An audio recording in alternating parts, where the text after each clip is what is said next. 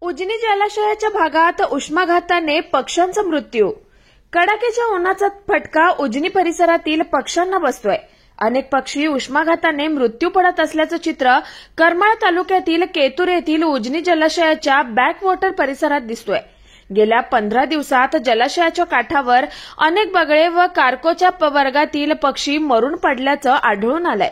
गेल्या आठवड्यात उच्चांकी तापमानाची नोंद झाली होती.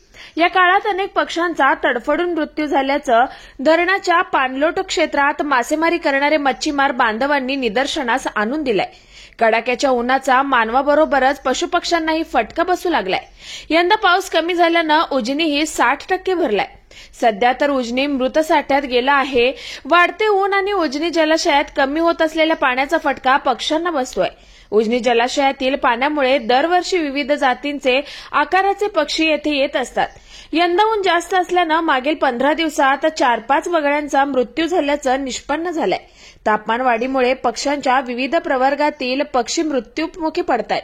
मृत्यू पडत असलेल्या पक्ष्यांचा विसेरा तपासणी करून मृत्यूचं कारण शोधून त्यावर उपाय शोधण्यासाठी करमाळा तालुका पशुधन विकास अधिकारी यांनी पुढाकार घेण्याची गरज आहे.